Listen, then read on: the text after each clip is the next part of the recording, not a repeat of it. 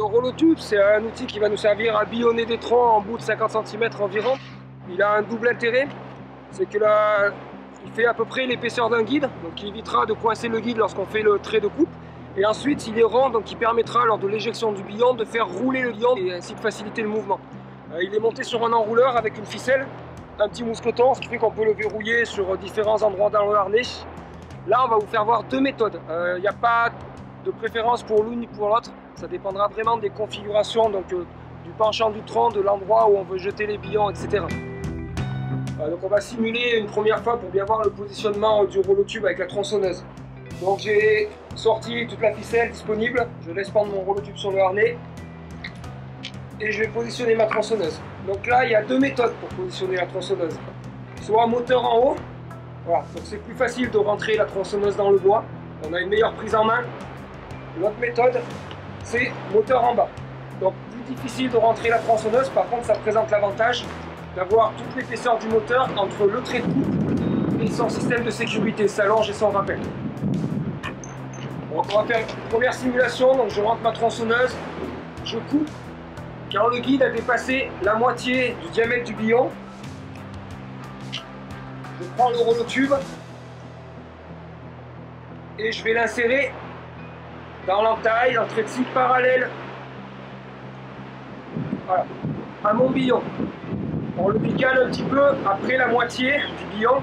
De cette manière, quand je vais continuer à couper, le poids naturel du billon va faire qu'il va basculer sur l'arrière et dégager le guide.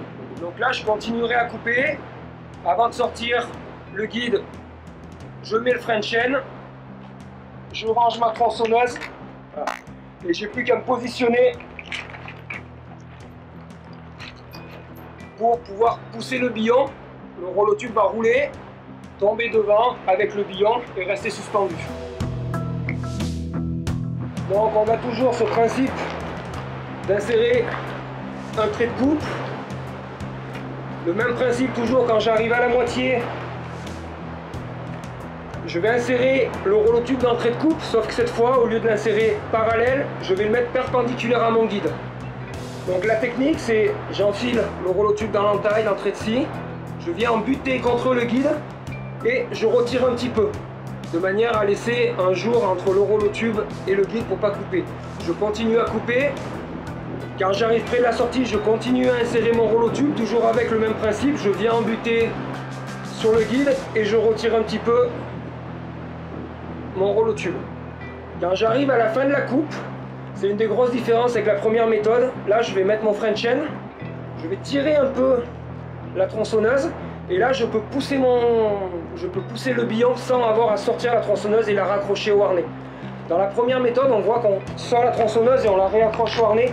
C'est un mouvement au niveau ergonomique qui n'est pas très agréable. Donc voilà, chaque méthode en tout cas est intéressante. C'est bien de savoir faire les deux pour pouvoir s'adapter aux différentes situations.